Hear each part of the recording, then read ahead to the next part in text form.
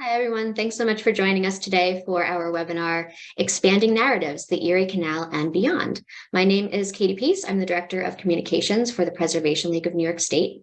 If you've made your way to this webinar but are not familiar with the League already, we are New York's statewide nonprofit focused on investing in people and projects that champion the essential role of preservation in community revitalization, sustainable economic growth, and the protection of our historic buildings and landscapes.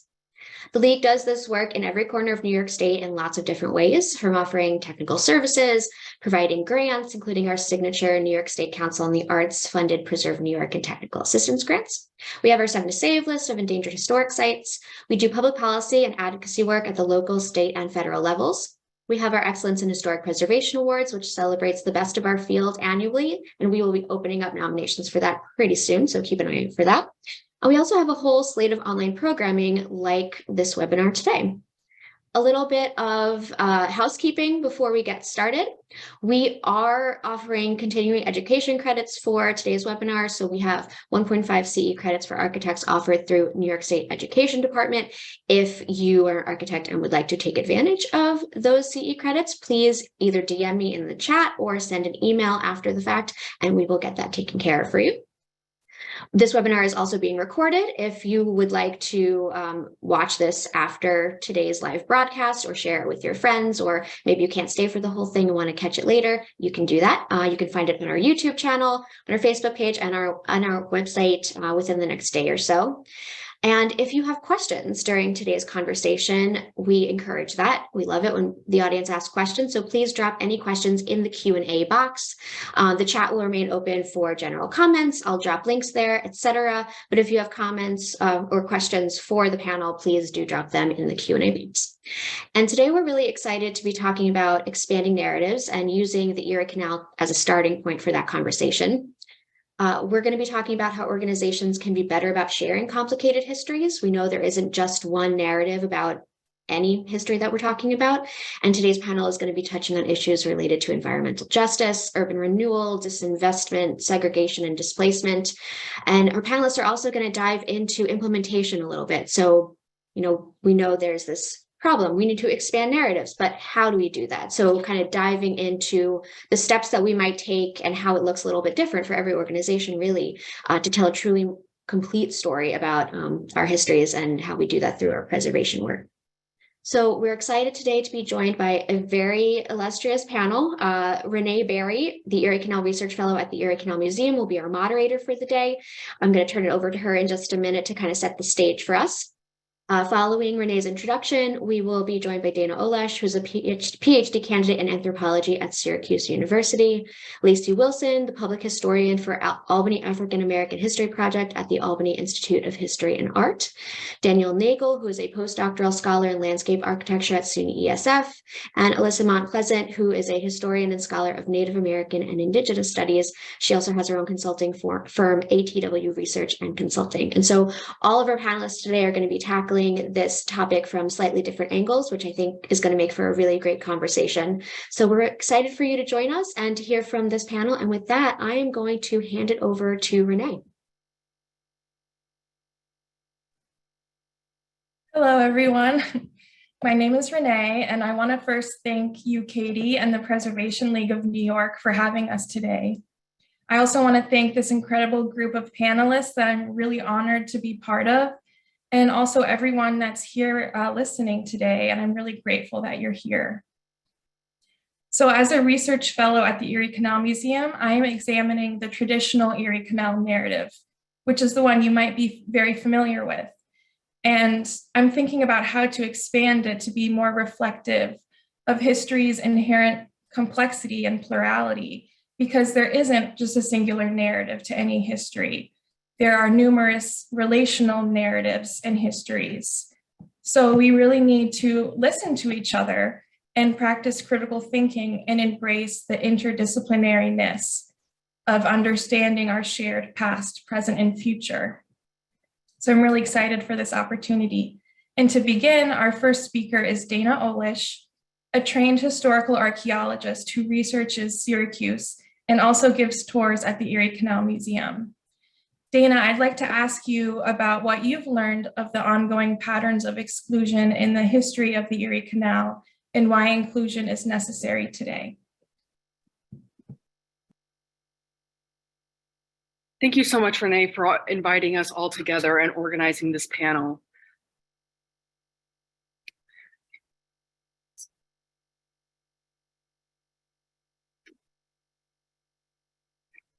Public historians are at a crossroad in our research and presentation of the Erie Canal.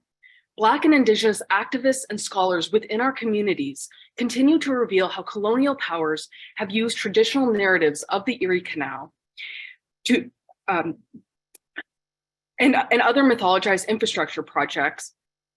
These narratives are used to disguise and validate the act of violence perpetuated on marginalized populations from the initial period of white settlement to the present. As we move into the second century of the canal's existence, we can continue to be complacent and complicit in disseminating these harmful narratives, or we can work towards or we can work together to present a more balanced and accurate depiction of the Erie Canal and its legacy. I hope to use my presentation to encourage scholars to move beyond the stagnant, idyllic imagery of the Erie Canal to instead recognize it as a complicated entity that existed, was impacted by, and transforms the lives and livelihoods of those who lived on or near the canal. Those who resided and worked near the canal experienced the smells, dangers, and disruption caused by multiple periods of the canal's expansion, pollution, and rerouting. My research uses microhistorical analysis to uncover the histories of these groups that are frequently unrepresented or distorted in the historical record, but who nevertheless interacted with and were impacted by the Erie Canal. Throughout this presentation, I use the 15th Ward as an example to expand and de-romanticize the narratives of the Erie Canal. The former 15th Ward was an area of Syracuse City that developed along the canal. Residents of the historic downtown area, arguably the most water-saturated area of the city due to its proximity to both the canal and surrounding swamplands, occupy an interesting position in the city's history. Despite serving as key operators in several of the commercial and manufacturing industries, the residents of these areas were subject to several dehumanizing campaigns in both popular media and public sentiment that framed these individuals as highly disposable and a contagion that needed to be quelled for the good of the city. While the Erie Canal was rerouted from Syracuse in the 1920s, the canal's presence along the northern border of the ward continued to impact the space long after it was filled. The historic association between the 15th Ward and swamplands reveals the complicated relationship between white settlers and the land which they constructed the Erie Canal through. Popular histories framed the construction of the Erie Canal as a civilizing process, proclaiming that white colonizers were able to tame the uncivilized and uncultivated swamplands of upstate New York into the built landscape we see today. Early Syracuse historian Joshua V. Clark contrasted the dark imagery of the underdeveloped swamplands with the development and innovation of white settlement and landscape transformation in his 1849 monograph.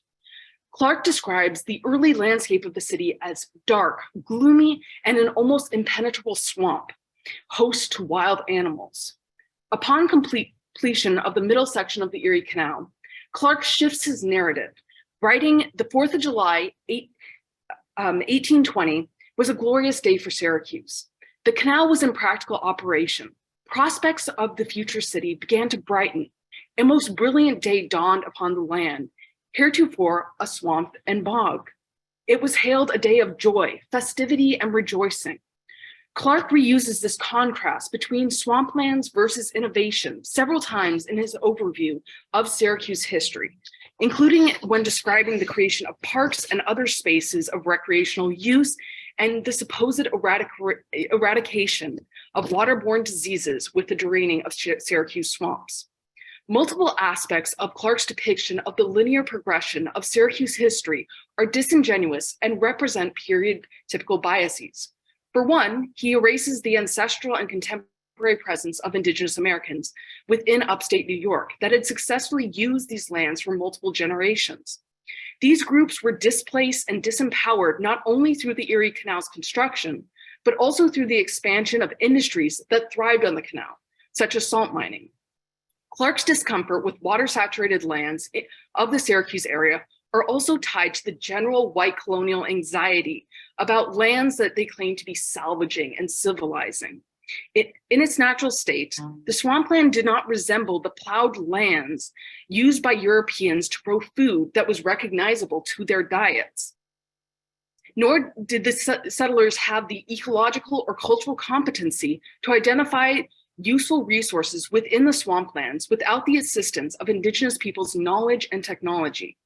Within its perceived emptiness and inability to be developed, swampland and other landscapes unaltered by white forces appeared offensive and morally corrupt opposition to the objectives of colonial gains. In the last few minutes of my presentation, I'd like to emphasize the need to explore and share the canal's history beyond its 19th century apex. As the Erie Canal was the mother of multiple cities throughout upstate New York, it cannot be treated as an isolated, stagnant entity.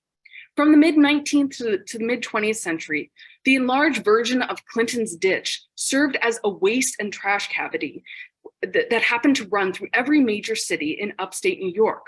Most of the canalers and visitors who encountered the canal did not treat it as a sacred space.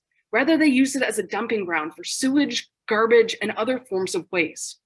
The historic Waylock station of Syracuse once smelled so badly in the 1850s that the state had to beg the Waylock master to clean under the lock's cradle, where they happened to just encounter a dead body that had been decaying for several months.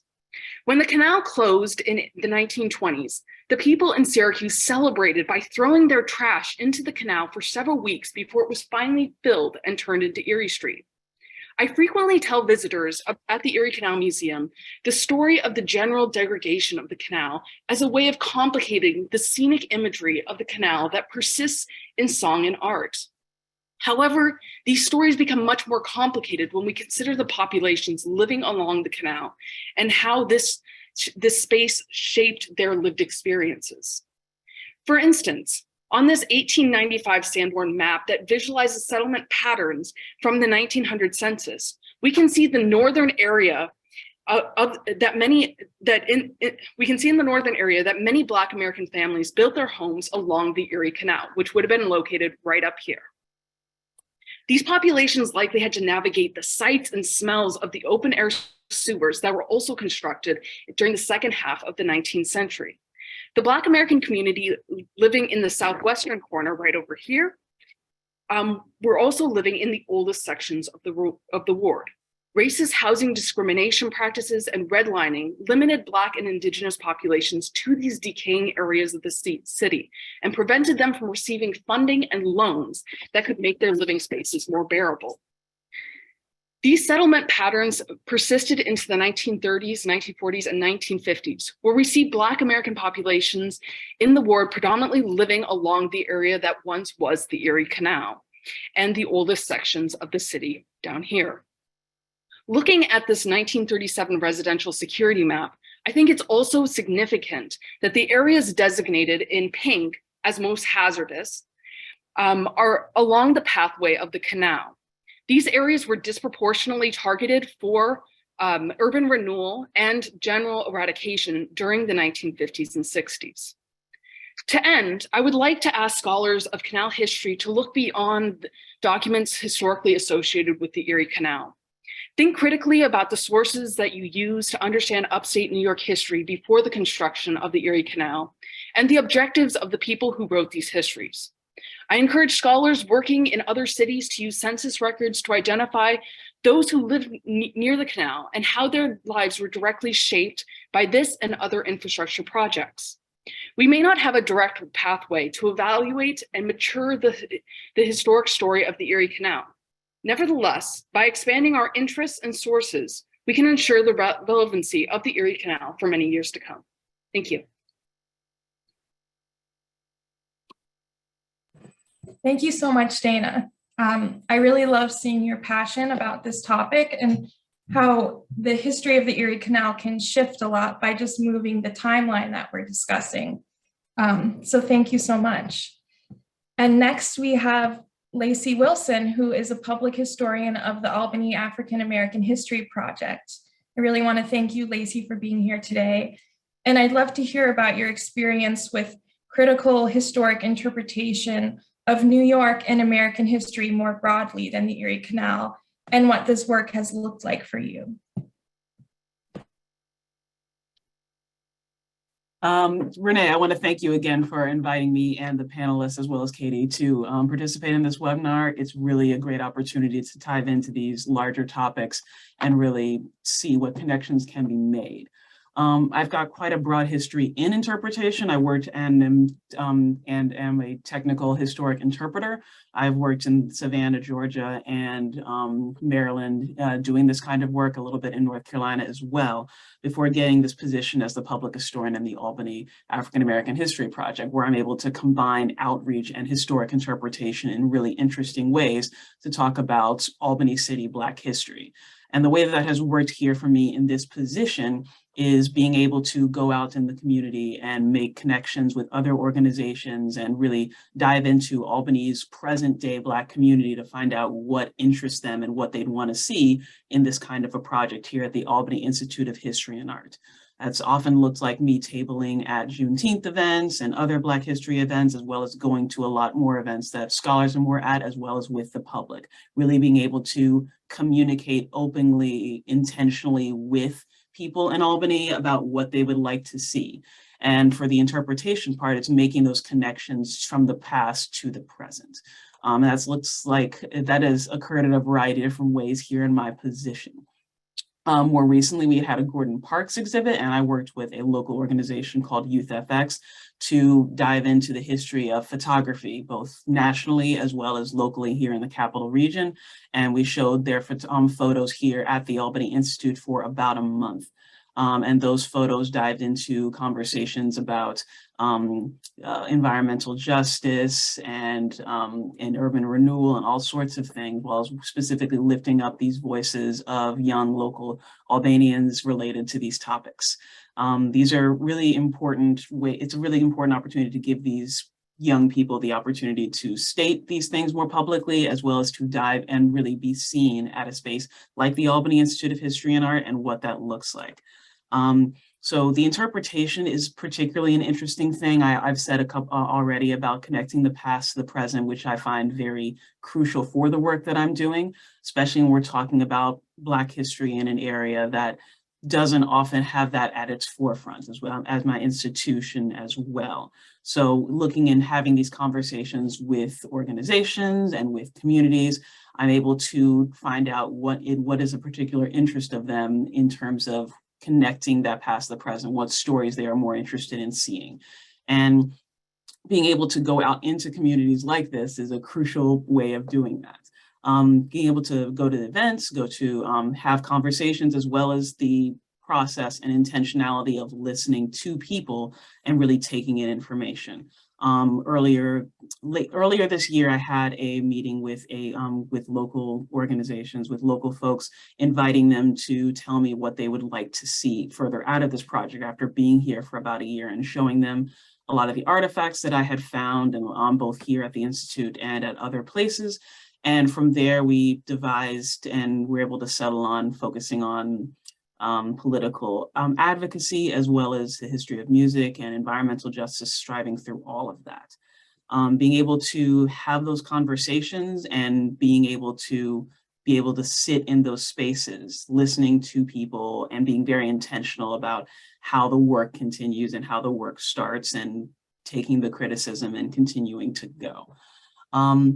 And it's important to have those meetings and to set goals for how they go, as well as being able to listen very intentionally about it and taking all of the notes that come with things like that. So I think one of the things I wanted to emphasize in my portion of the conversation is really being able to go out and be reminding people that in addition to look further at opportunities and research that's already being done, and looking critically, like Dana said, at the resources that exist, it's also important to have these interactions and have conversations with the people you are talking about and the people you are not talking about, really seeking out these opportunities and being able to expand those narratives very literally.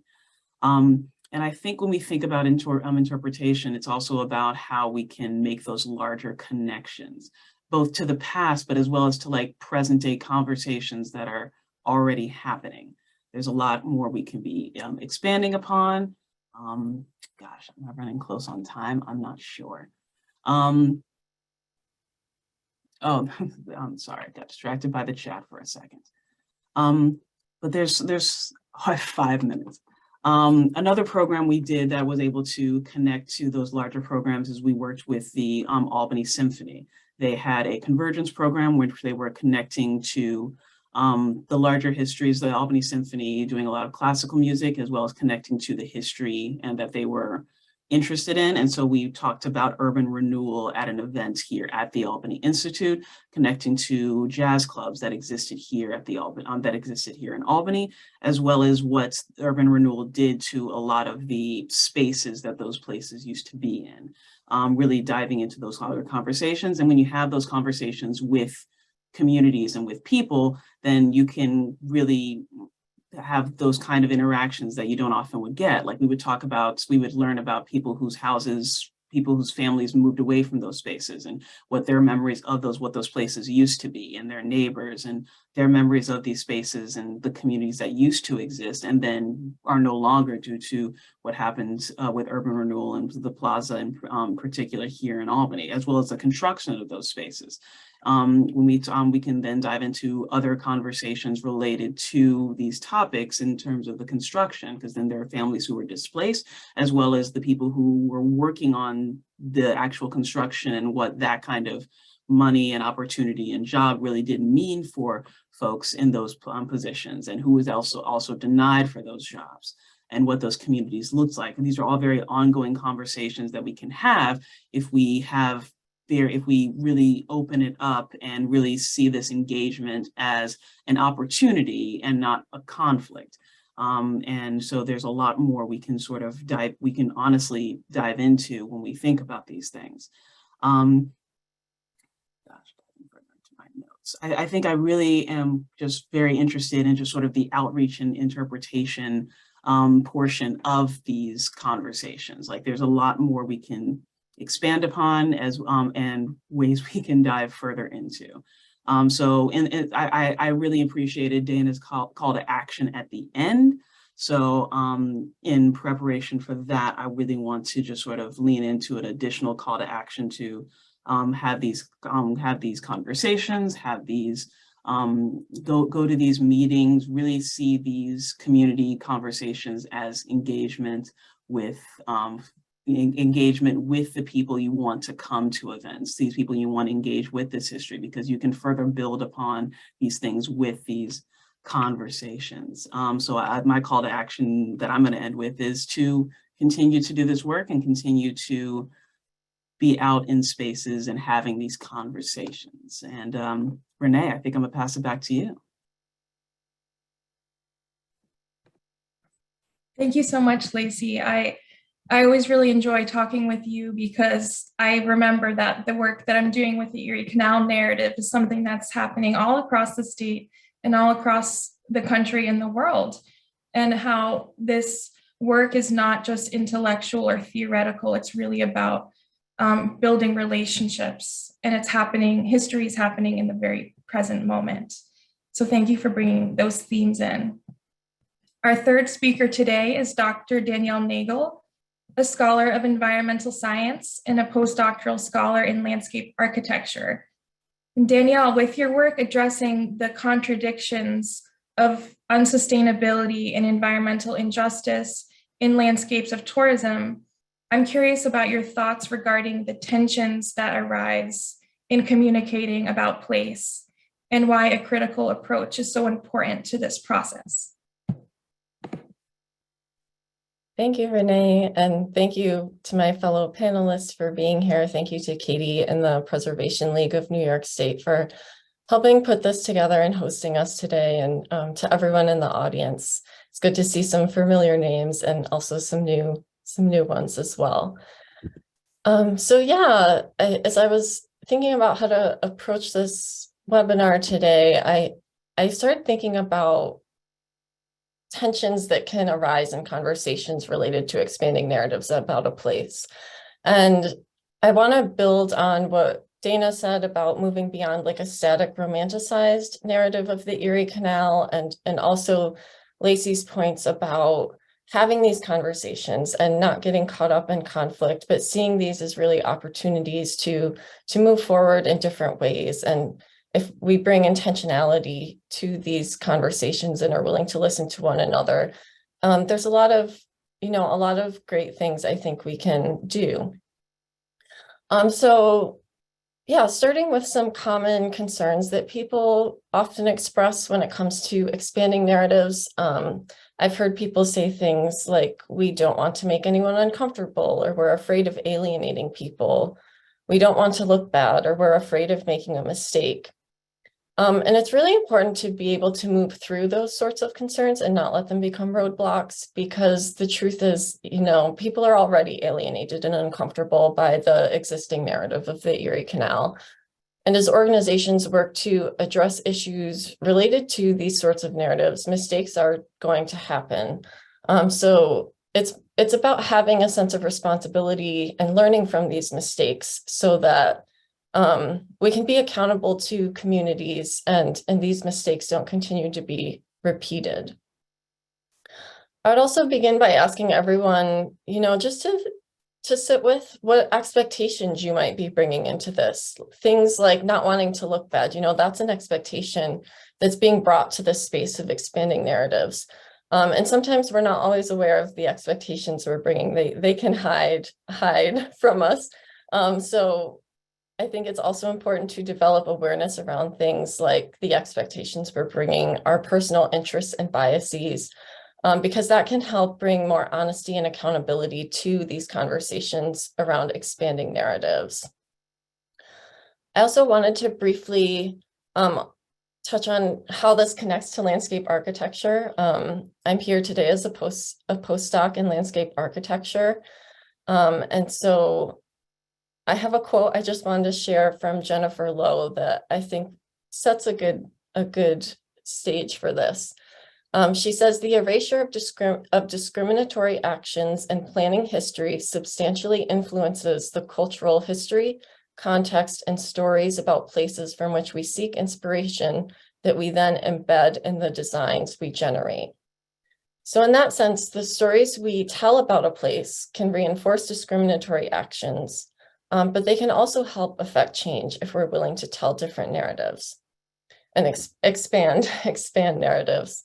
But we have to be able to recognize and willing to recognize what's been invisibilized through dominant storytelling practices, and be aware of the consequences from those invisibilizations, again, so that we can stop repeating these mistakes that have been repeated throughout history.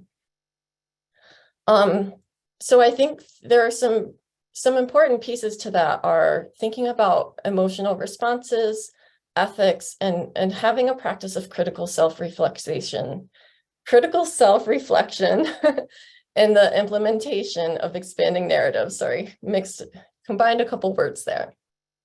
So a good place, I think, to start with this is looking at the politics of the positive and the negative. The dominant narrative of the Erie Canal is overly positive. It seeks to evoke feelings of marvel, joy, and celebration for the canal, while ignoring the violence, both social and ecological, and the illegal foundations of the canal's construction. As I've been researching the marketing of Erie Canal heritage tourism and recreation, I'm finding that it systematically denies anything negative to do with the canal and also works to reframe negative things in a seemingly more digestible or positive light. But it's important to recognize the stories we tell about the Erie Canal aren't neutral. We need more complex, holistic stories that can break beyond these positive, negative binaries. So you can have your organization ask, what's being ignored in the narrative you're telling? How is it being invisibilized or erased? What aspects of history are being erased in favor of preserving others? And what are the implications? And it's also important to remember that issues with heritage storytelling practices are systemic. Intentionality behind storytelling, it's not as important as the impacts of the stories we tell. So it's really relevant whether erasures and it's not really relevant, you know, the intentionality behind these erasures or misrepresentations, because it's not about anyone as an individual, but at the same time, individual preservationists have a responsibility to acknowledge and address what's being actively erased, because we're operating within these systems, systemic systems and structures that do perpetuate these harms. And that gets to the ethics of expanding narratives. You know, what I'm really trying to get at here is that stories are not, stories are not neutral. They're not just stories. They're not innocent. They have real physical, material impacts in the world, and they can cause harm even when well-intentioned. So it's important to consider things like who is able to tell the narrative, who is involved in telling the narrative, in what ways, what are the power dynamics at play in these relationships, as well as how those involved are holding themselves accountable to the communities implicated by the narrative they're choosing to tell. So getting back to a lot of what Lacey was just talking about. And this also requires having critical self-reflexivity and an awareness of our own emotional responses to narratives. So because stories have these material impacts in the world, they are very much issues of environmental justice, urban renewal, gentrification, displacement, all these sorts of things. And often when people are challenging or questioning a narrative, it's because they understand how it causes harm. And that's really what we're saying today about the dominant narrative of the Erie Canal, that we see ways that it's causing harm. And part of this restoring work is recognizing the different emotional responses we have to different stories. If, denial or anger or confusion arise, it doesn't necessarily mean a story is incorrect, even though it may challenge one's own pre-existing knowledge.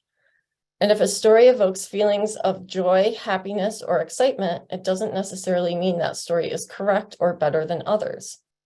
Everyone is going to have different emotional responses, so it's important not to invalidate these responses, but rather just to listen, because our emotional responses can serve as guides in helping us unlearn harmful patterns of storytelling. But we have to be willing to listen compassionately, including when our own perspectives are challenged. So when I think about the future of preservation, right, that's the theme of this webinar series, in the context of the Erie Canal and in other contexts as well, I think it's going to be very uncomfortable. I think we must be willing to sit with discomfort and work around expanding these narratives and not have the expectation that it's going to be comfortable or fun or anything like that, right? Like these are very long-term issues. So we don't need to rush to make these narratives right or correct. There is no one correct narrative that we could create for the Erie Canal. So I think it's important to have humility, to move slowly, and to move also at the speed of trust, as Adrienne Marie Brown says, because we need trust as we expand narratives, and self-reflection can support the establishment of trusting relationships. So as I wrap up here, and I can drop these in the chat too, but I did write out some reflective questions that might be helpful for this sort of implementation aspect of expanding narratives. So what aspects of the Erie Canal history you could ask yourself, what aspects of the Erie Canal history make me feel happy, angry, nauseous, and/or indifferent? And you can insert many other emotions in there. Those are just a few examples. Where are these responses coming from? How do these emotional responses affect the narrative of the Erie Canal I prefer or choose to tell? How will expanding narratives of the Erie Canal require me to confront the limitations of my own perspectives and biases? And how can I get more uncomfortable with what I think I know about the history of the Erie Canal? And I think those sorts of questions can be asked both at the individual and organizational level. I think in an organizational scale, it helps if multiple individuals are willing to engage with those questions themselves so that the work can, collectively move forward within an organization. And I think that if we can work with a sense of emotional awareness, it can also open us up to futures that we can't yet imagine to be possible for the Erie Canal and beyond. So thank you, everyone. I'll pass it back to Renee so that we can hear from Alyssa.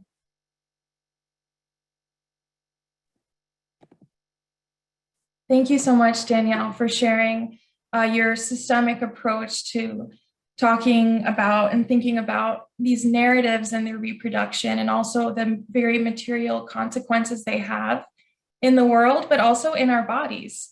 So thank you for bringing that to the conversation. And finally, I'm very honored to introduce Dr. Alyssa Mount Pleasant, a historian and scholar of Native American and Indigenous studies. With your valuable experience and impressive contributions, especially about the Haudenosaunee history during the Revolutionary War, I would love to hear your reflections on Native American and Indigenous studies in relation to the Erie Canal and New York preservation more broadly. Thanks so much, Renee. It's really wonderful to be here with everyone on the panel, and I'm thankful for the work that the Preservation League of New York State, especially Katie Peace and the staff, have done to make this conversation possible. And to all of the folks who are with us during your lunch hour, thank you for making time for this important conversation. So my contribution to this important conversation, I think, complements earlier panelists' presentations and adds to the discussion through a further consideration of terminology, as well as engaging questions of praxis that each of us in our various ways have already raised. How do we do the work of expanding narratives in various public history settings? Before I get to that, though, I want to spend a little bit of time gesturing to my own research. I'm a scholar of Haudenosaunee or Iroquois history who focuses on the Revolutionary War era and beyond. My primary research for many years has been the Buffalo Creek Reservation, which is a community established following a scorched earth campaign in 1779, where the Continental Army and militia members destroyed over 40 towns and villages in the Finger Lakes region and central and western New York.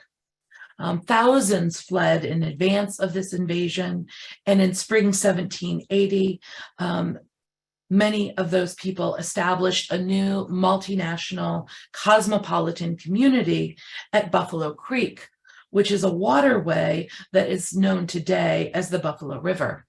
And this is a place where Senecas, Cayugas, Onondagas, and other refugees displaced by the Sullivan campaign reconstructed their lives and continued the important governance system of the Haudenosaunee Confederacy into the 19th century. So my research connects to today's webinar in a few ways, one of which is that the Haudenosaunee people who built at least 9 distinct communities at Buffalo Creek and negotiated with American land speculators to establish the boundaries of the 85,000-acre reservation at a treaty negotiation in 1797. They very quickly found themselves targeted by those same and other land speculators, as well as New York State politicians, who were envisioning a canal that would terminate at Buffalo Creek. Imagined, and these land speculators imagined, that this canal, which we now know as the Erie Canal, would serve as the engine that drove the development of a new American town, today's Buffalo, New York, and the larger prominence both of the city of New York, the state of New York, and points further west. So the story of the Erie Canal, as others have all on this panel have already noted, is often pitched as a triumphal one, where it's a modern engineering model, a testament to gritty determination, an early example of major public works investment, a critical engine of westward expansion, and the list goes on and on. And while there are truths in all of these pieces of the triumphal narrative, and it's a narrative that I would note is quite familiar to people like me who grew up in Syracuse as an elementary school student, singing the popular ditty about canal life in classes and school events.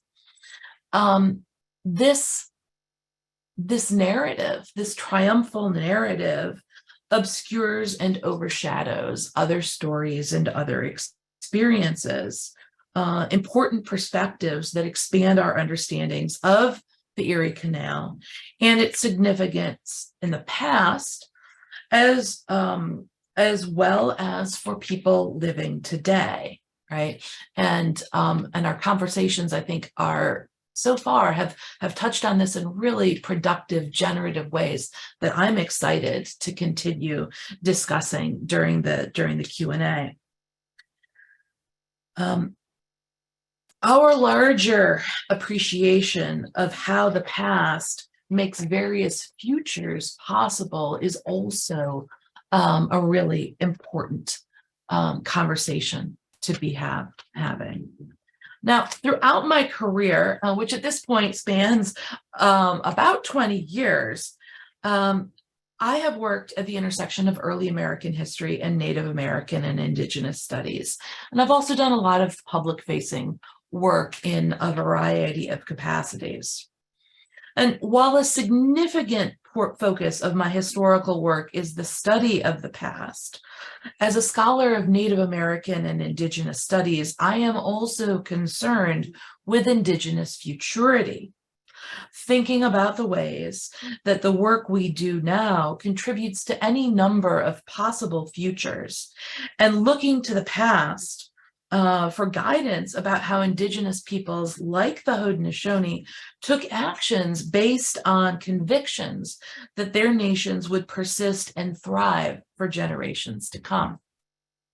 Now, this orientation might pose a challenge, right, for popular perceptions in the past, right, where settler colonial policies, practices, and structures were grounded in the expectation that Indigenous peoples would disappear, that they would disappear as political entities with land bases and territories, that they would disappear as nations with distinct languages, cultural and spiritual traditions, and forms of governance. And also the related expectation that Indigenous peoples would then become, quote, civilized through colonial schooling, becoming servants and laborers in lower levels of social hierarchies in American society, and that they would no longer retain political identities as members or citizens of Indigenous nations that are separate and distinct from the United States or Canada or any other settler colonial nation state. When we think about the challenges of expanding the narrative, excuse me,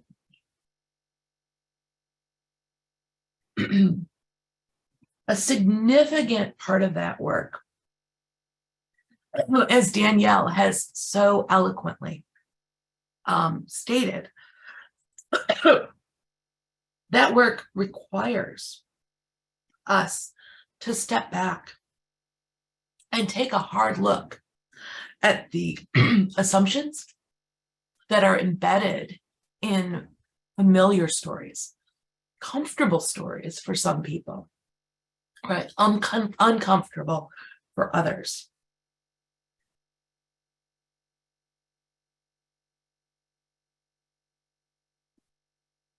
And from one of the things I want to highlight today in my conversation, my contribution, is that these underlying expectations and assumptions about the past can be found in the words, in the terminology, the phrases that are used to phrase conversations and presentations, that are found in exhibit labels and training materials for interpretations at public history sites and in many other places. So in the time that remains to me this afternoon, I want to get into share a few notes, I guess, about opportunities that are available to us if we do something as seemingly straightforward as shifting vocabulary. And like Danielle, I want to pose a few questions, right, for ourselves as panelists and also for people who have tuned in to the webinar. And these are, in no particular order, do your exhibit or interpretive materials contain words such as wilderness or civilization? Do they imply that regions in central and western New York or the capital region were unsettled prior to the arrival of European colonists or American immigrants?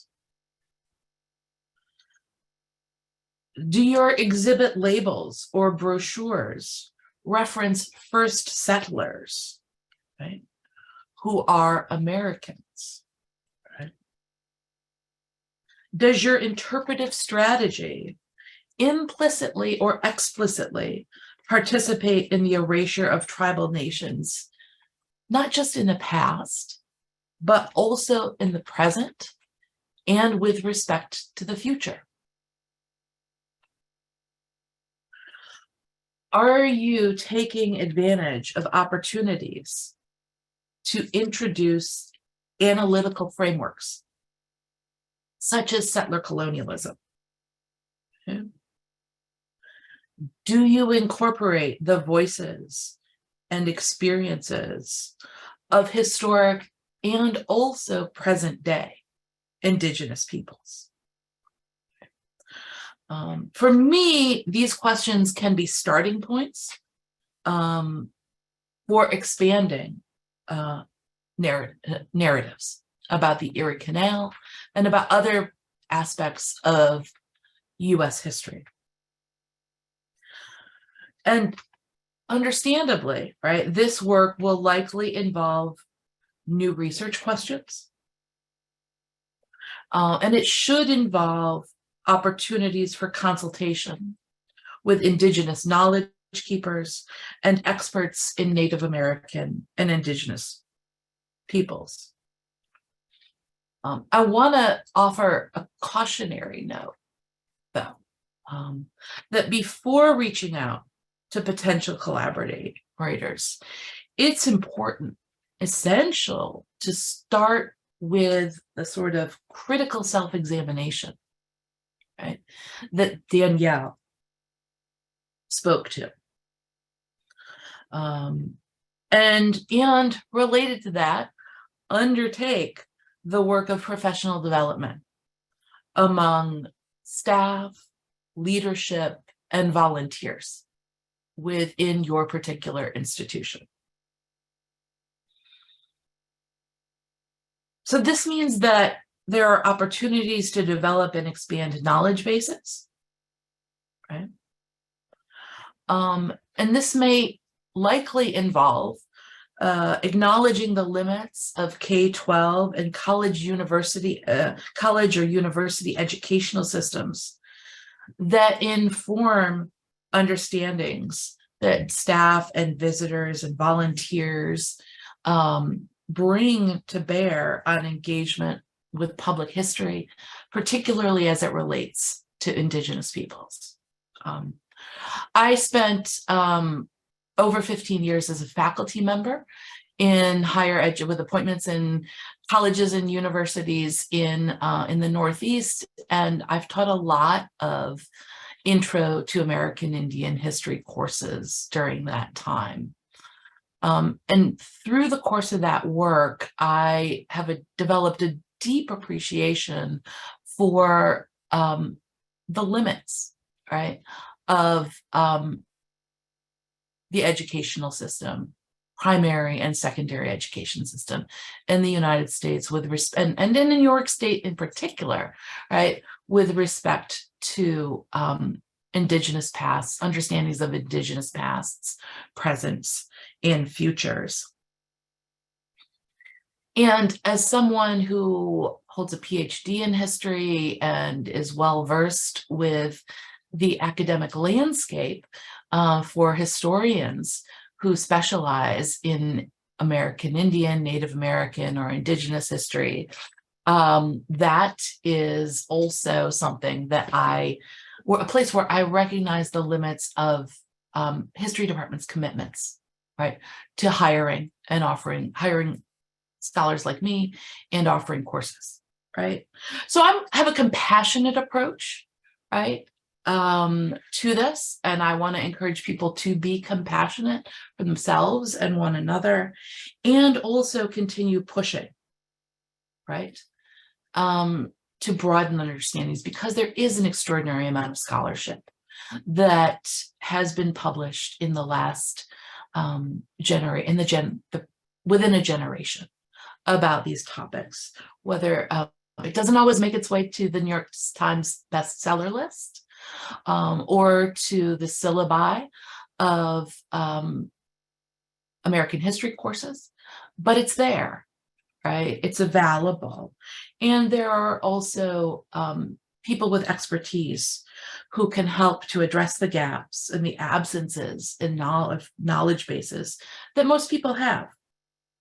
And this can provide a foundation for informed and sensitive conversations with Indigenous experts, Indigenous knowledge keepers, and Native American and Indigenous studies specialists that your institution, your organization may be interested in engaging as you pursue this process of expanding the narrative. So I'll turn it back to Renee. Thank you. Thank you so much, Alyssa, for all that you shared. And I noticed how compassion came up both in Danielle and Alyssa's presentation, and I really like that framework going forward, because I think a lot of compassion and curiosity and relationships is going to be a big part of this process. So the next part of this webinar is we're going to have some questions, and perhaps we can just interact with each other more freely as panelists. I also have some questions myself, but I'm going to start with some of the ones that are in the question and answer part.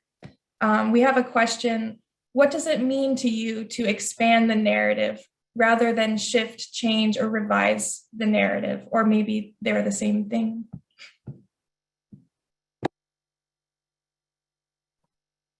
I can start, but I feel like I feel like it's going to come up for a lot of people. I know initially that this was something we discussed as far as the report from the local states or associations sent their, what is it?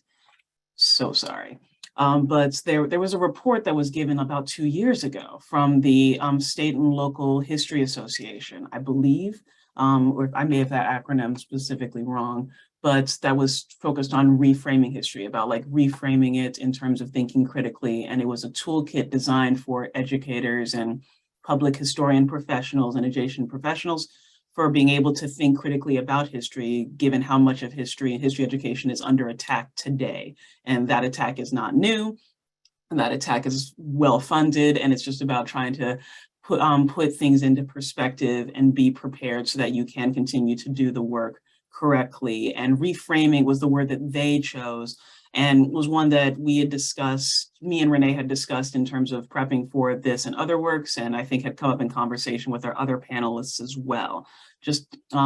And so reframing it, I think we often think about it in the same way as expanding, because we do want the Erie, we've talked quite a bit about how the Erie Canal narrative needs to include more, people, need to include more stories, needs to include more kinds of stories and more people telling those stories.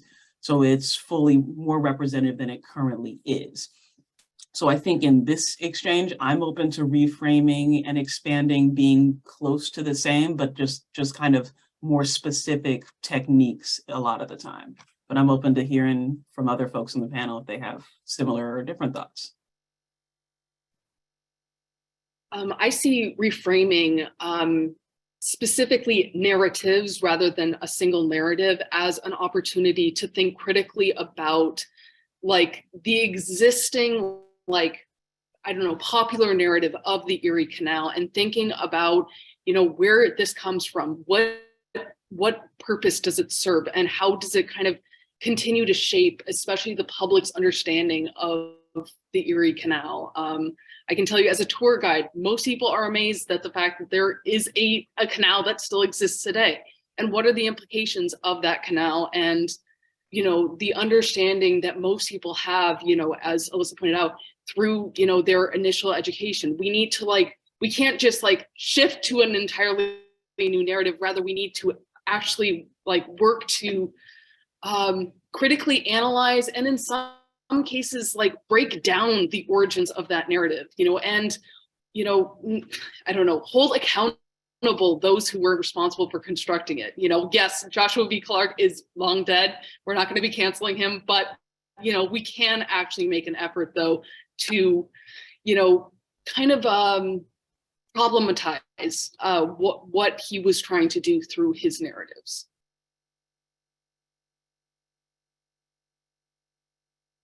I think that question made me think about the limits of narratives as they are written.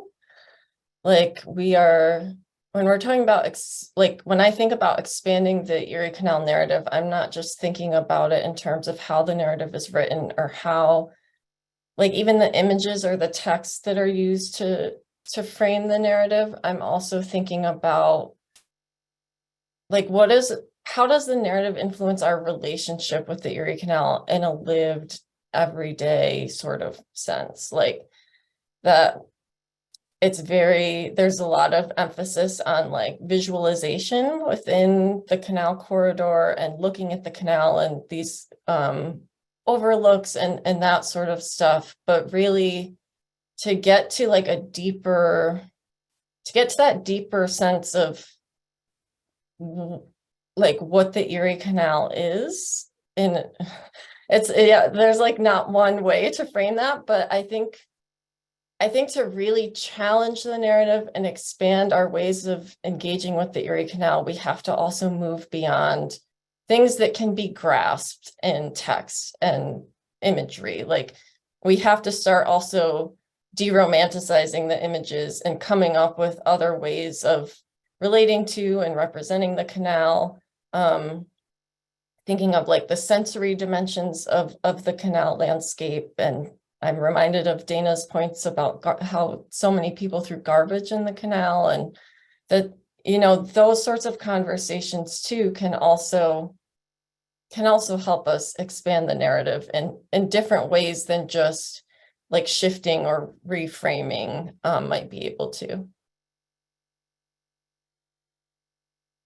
I just want to really appreciate all of these responses, and I just want to pop in quickly to say that as a historian who studies change over time, one of the things that I also do is study study historiography, which is the change in the interpretation of history over time. And so our understandings are about the past are continually being transformed, right?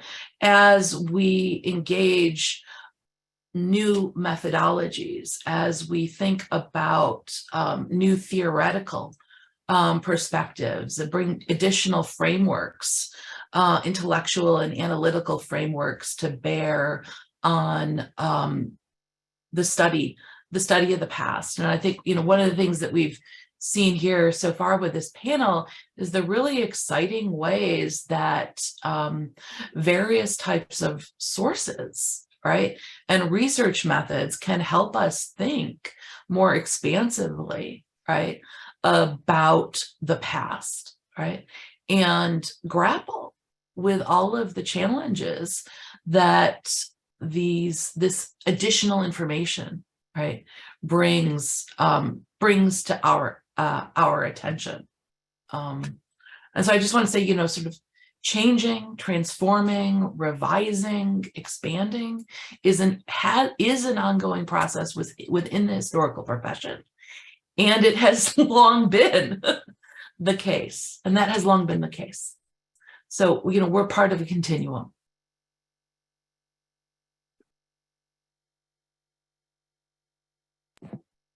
I'd like to add that expanding the narrative is not just about the words that we're using and not just about the way the representations. It's really about who's part of creating these narratives, who are present in the narratives. And so it really has to do with the power of what narratives are and who creates, who's able to frame the narratives. And so I think expanding also is to think of like a more expansive narrative would be one to bring much more of humanity into it, and not just more groups of people, but our own humanity in how we're relating to the history. And we have one question that I was thinking of asking too, so I'll ask it right here. Someone asked, the 200th anniversary of the canal will be here soon. What can be done to expand the narrative during the celebrations to come?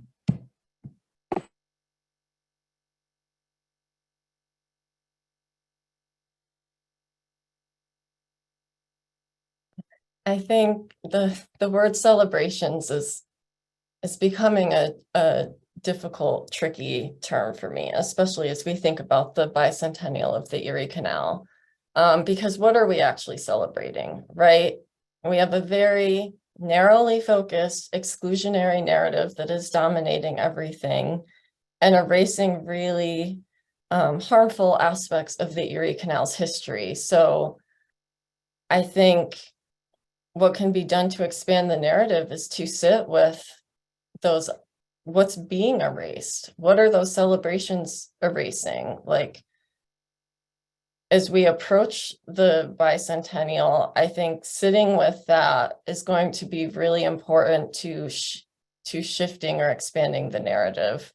And if there isn't that critical lens brought to this bicentennial, it's not really going to be an expansion of the narrative. It's just going to be a reproduction of the same thing. And I also would add that we should think about how, right, Alyssa was talking about how history is ongoing. We're part of a continuum. So how are future generations going to look back on this bicentennial? I think that's also an important element of this, as we want to see the narrative change.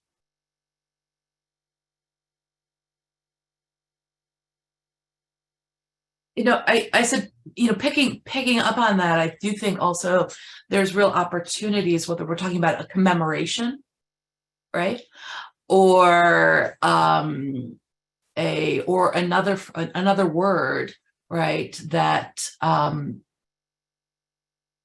planners, organizers of various events associated with the anniversary will organize to really sit with the meanings, right, of commemoration. This is an ongoing conversation that's happening in lots of corners of the United States, and there are extraordinary resources that are available for thinking through how historic events are remembered and marked And I think one of the places really to start thinking through this really important question is to look to professional development tools, right, that are accessible for people who work in historic sites, museums, cultural centers,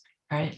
And to really maybe think about ways to undertake some of the hard work that Danielle has discussed really so fruitfully. And then also, I think, Lacey in her presentation has presented an extraordinary set of ideas, examples for how this work gets done in practice, right? And really, one of the things that I heard in her conversation, her discussion, was relationships, was relationship building, right? And moving on from there in thoughtful ways.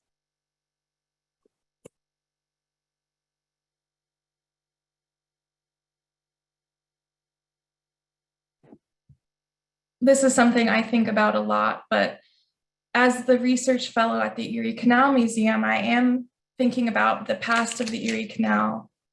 And Alyssa reminded us that it's also about the future and that history is happening in the present. So I want to invite all of us here who are on this chat or who are on this call today to recognize that we are part of the history of the Erie Canal in the present moment. And that's a very powerful thing to be, to recognize that we, because we are alive right now, have a role to play in participating in the way the Erie Canal history continues to unfold, and that's very powerful. So I just want to continually reinforce this idea that history is happening right now. And we do have a few other questions. One of them is, how do we best present issues of environmental justice / invasive species when so much of private and municipal investment is focused on waterfront tourism? And that is the group involved in the discussion. And then it says, great tips for emotional responses with the public. Would it be the same approach?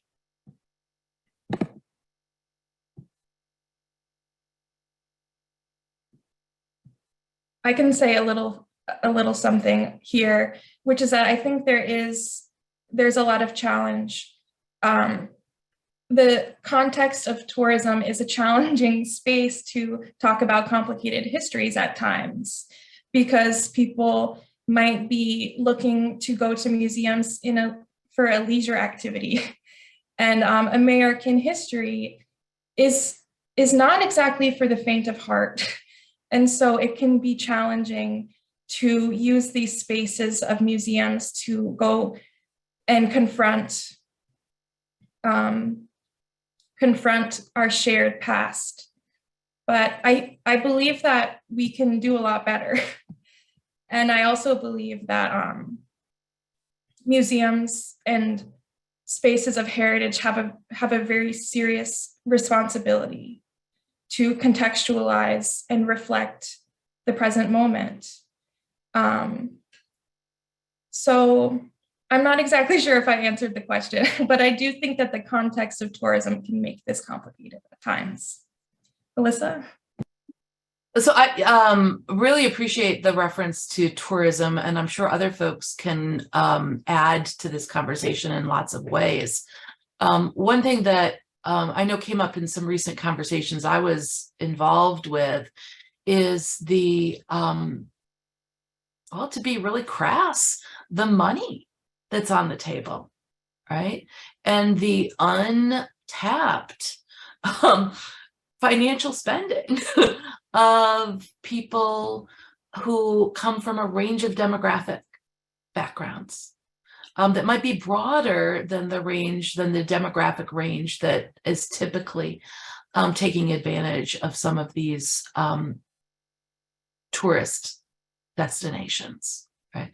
And this is, I believe, in the billions of dollars annually.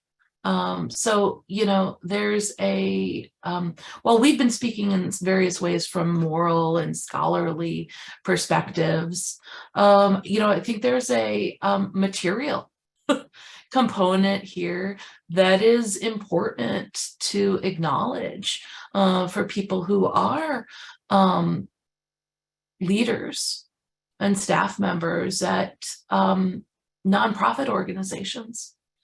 That at least for the nonprofit organizations I'm familiar with, are always interested in finding additional financial resources. I'll stop there. I would agree with everything Alyssa said. I think if you are able to convince people that money will be helpful, that is often one of the first things that'll be really help convince them. But I do think that this is not the question of about how do we address these larger important issues like environmental justice and invasive species while tourism takes so much room in the conversation, is not unique to the canal story. And I want to sort of address and sort of suggest talking to other people, because tourism and heritage tourism has this problem a lot where the tourism portion takes up a large part of the conversation, where people do really want to have a lot more in-depth conversations about present day issues. And those two things are, that happens in a lot of heritage spaces. And I think if we can have conversations with other people who are in those, who are working with those similar problems. An example I have is I worked in Savannah as a historic interpreter at a historic house where people would come to, because they wanted to see the very pretty historic house. And then once they got on a tour with me, they learned about antebellum politics and enslavement in the urban South for about 40 minutes.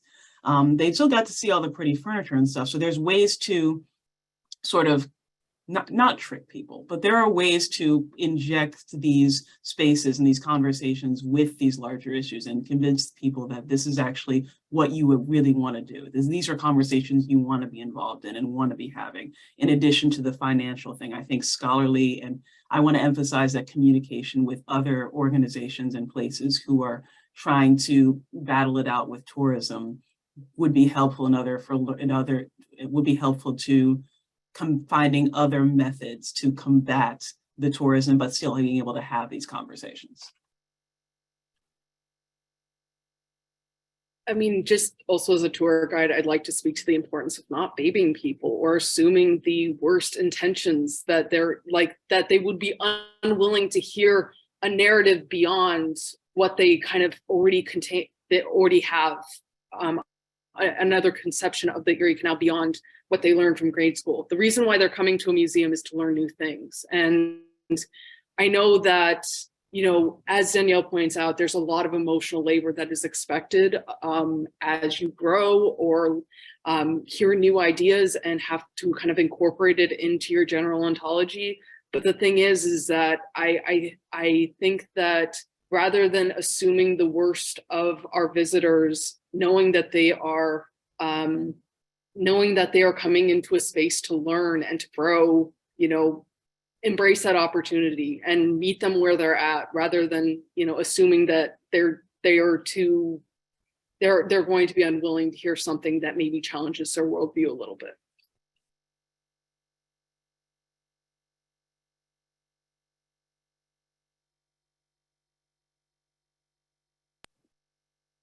I have a question that I wanted to ask before this is over, and this is on my mind a lot.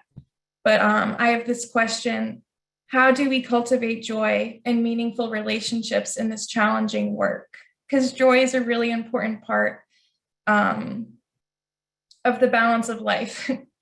And what does support look like, and how can we better support each other in the Erie Canal world and in a lot of different conversations?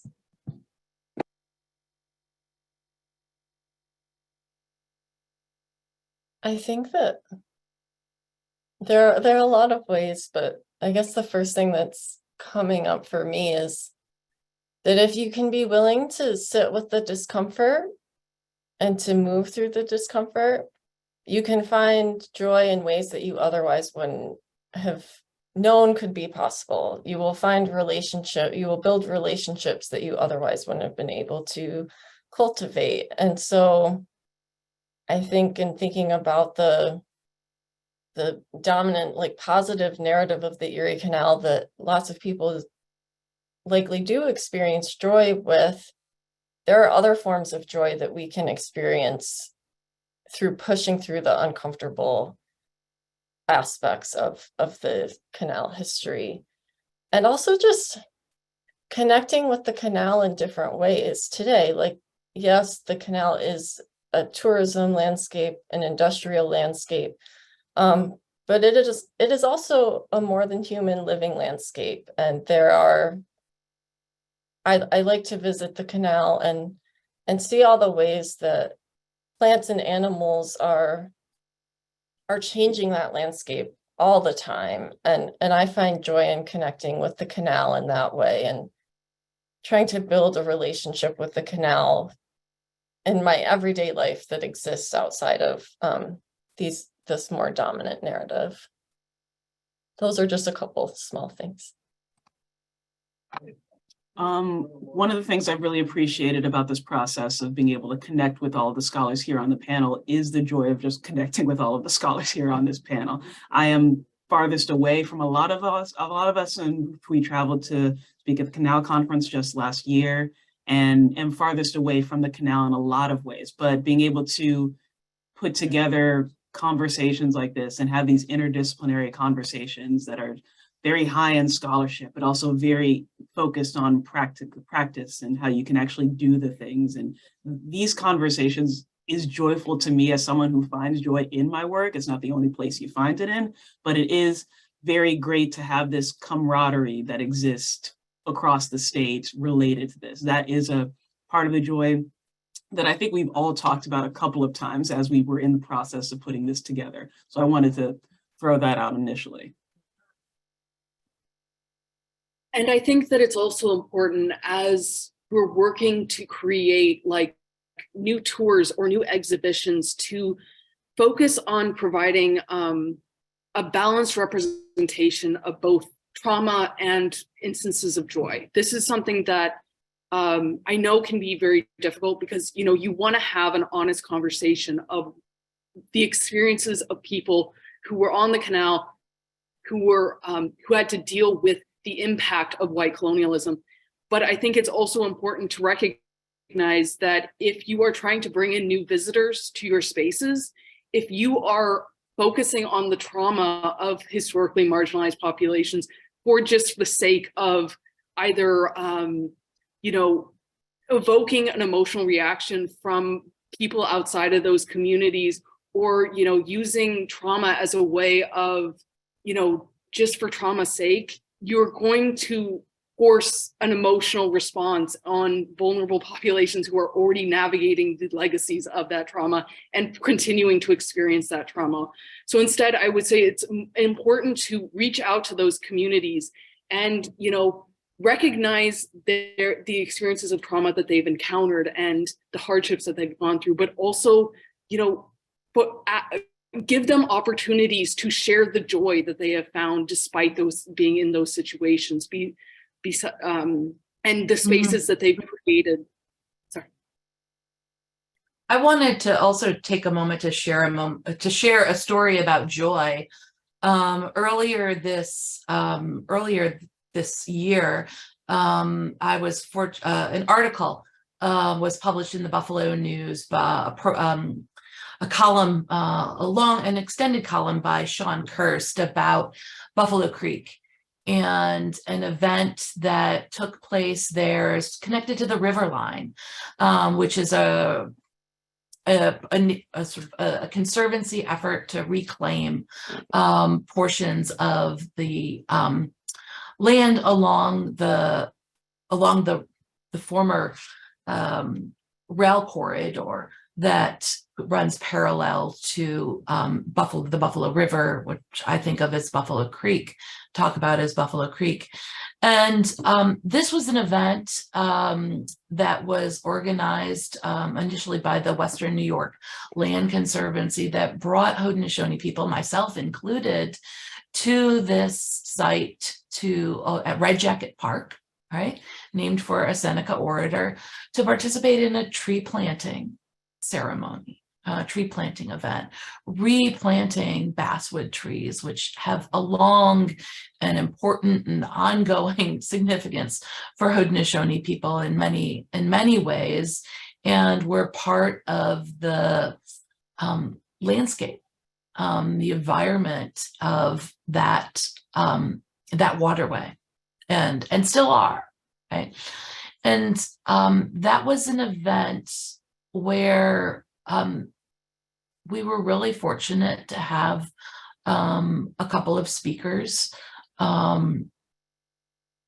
address in the language the significance of the place. And it was a time of real emotional depth for the Haudenosaunee people who were there, a time of real appreciation for the outreach work that the Western New York Land Conservancy had done to make that event possible, and the real collaboration, right, that led to that particular event taking place in the way that it did. And I think for me, this is an example of the sort of an experience that I've had that speaks to the sort of best practices that Lacey was addressing, right, in her presentation, that allows for a range of participants, an opening of conversation and communication, the possibility for maybe some, sort of challenging conversations that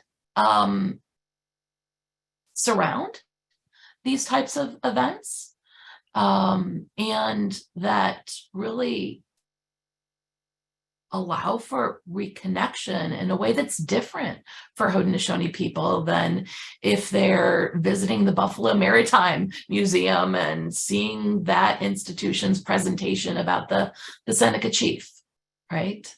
And I know that that's been referenced a number of times in the webinar chat, and I'm really glad to see the Buffalo Maritime Museum here.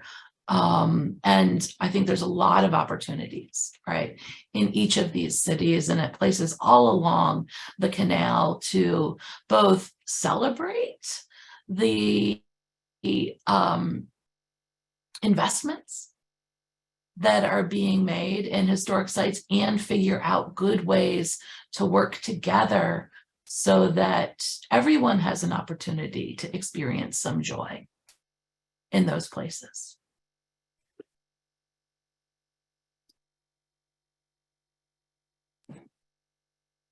My final words, I want to say that this webinar gave me a lot of joy. And this moment together, this group of people bring me a lot of joy, and I'm very grateful. I'm very grateful for the honesty and for the sincerity that we share together. And I think there will be a lot more when we expand the narrative. There's a lot more joy to share together. So thank you all.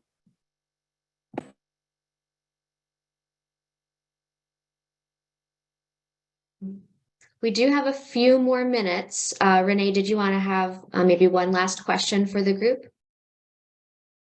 Yes. Let's see. This is a good final question. How can we as audiences or as professionals incentivize institutions to reframe and expand harmful/incomplete narratives?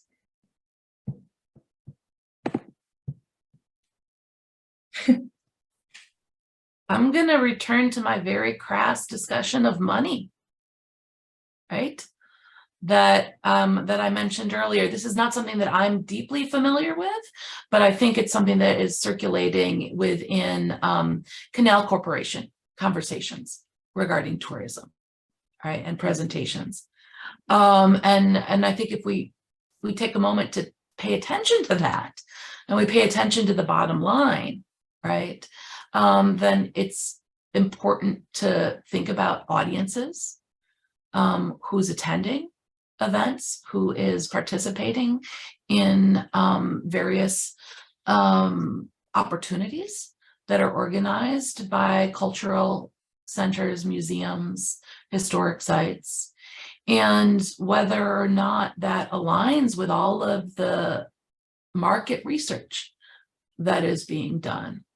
And if it doesn't, then to take a close look at the budget for any particular organization and ask, are you putting enough money into your budget to create programming, interpretations, exhibits that is going to allow any particular institution to bring in those dollars, right, from audiences that are not yet fully aware of everything that your particular organization has to offer.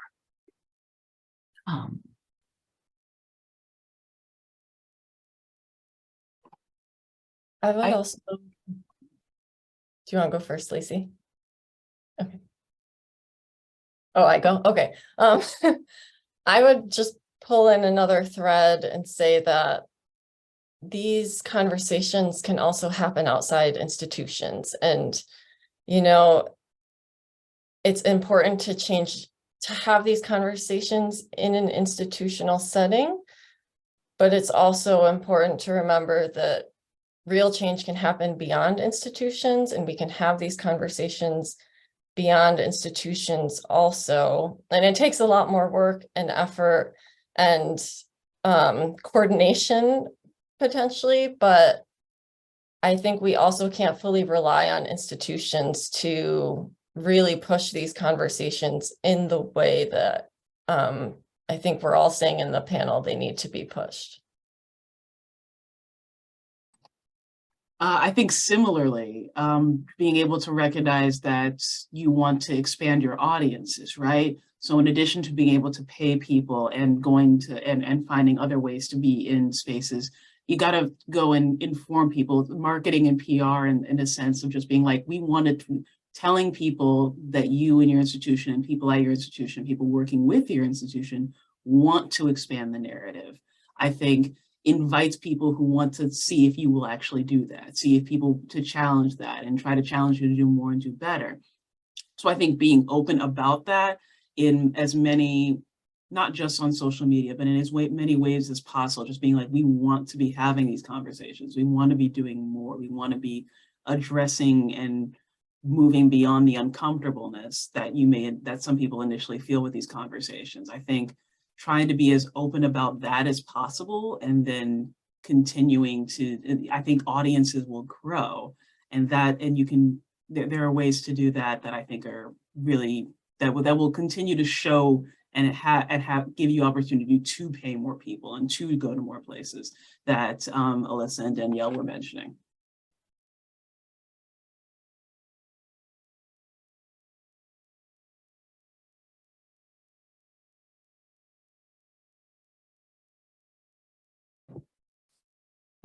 There's a brief question that I'm not exactly sure if I'm interpreting it correctly. It says, where is the other side on this panel?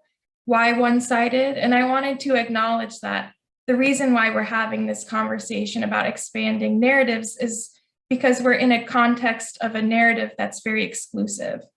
And so that narrative that's reinforced, I think we're all pretty familiar with it. And we have this opportunity today to share more about the stories that haven't been told specifically and their relation to the dominant narrative. But I think, as we all know, there's so many more parts to the Erie Canal story that it will never be complete, and we'll never know everything because it's ongoing. But thank you for that question. To kind of tie the last question with the question before that, I think that we need to ask, who are museums for, and what purpose do they serve? You know, are we looking to preserve the words of like historians who maybe had limited resources, and, you know, we're specifically thinking about audiences that, belong to kind of the most empowered class of society, or are we thinking about making museums accessible to everyone and something that everyone can step into and see a bit of their history or people who look like them represented within these stories? And I think it's important to recognize that, I think that, museums have the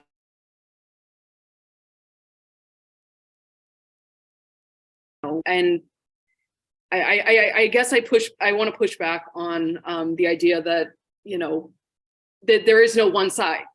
We've been talking about narratives. There's not a single side. And no one, I think, is saying that we need to completely overhaul the existing narrative of the Erie Canal, the popular narrative of the Erie Canal. Rather, it's recognizing that the Erie Canal is a complex ecosystem that is attached to multiple communities and perspectives and experiences. And it's beautiful and complicated and messy and gross sometimes. So, I think that it's just an exciting opportunity to talk about the multiplicity of lived experiences on the canal.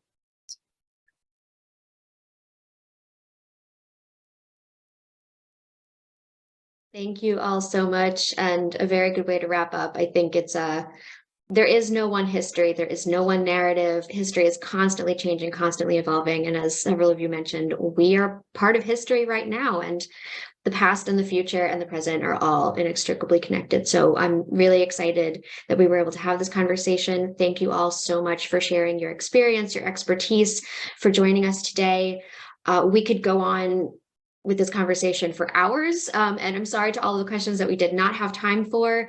This is an ongoing conversation for sure, and it's something that we'll be talking about for ages because, like we said, history is just constantly happening around us at all times. I will be posting a follow-up to this with some links that got mentioned, hopefully addressing some of the questions that we didn't get to. You can find that on our website within the next week or so. And also just feel free to reach out if you're in the audience and you want to keep having this conversation with the League or any of our panelists today. Please reach out. I think everyone here is always eager to have those conversations. So thank you to Renee for bringing this group together. Thank you, Dana, Lacey, Danielle, and Alyssa for being here and for sharing your perspectives and for doing the work. It's really, really important, and we're just excited to provide a platform for you all to share what you're doing. Thank you all for tuning in. The League has a whole slate of programs that are going to be happening on Zoom over the next few months, so please visit our website, maybe sign up for another webinar or a book club discussion or some other thing that strikes your fancy. We have lots going on. And yeah, follow us, and we hope to have another conversation with you soon. Thank you all so much. Thank you all. Bye.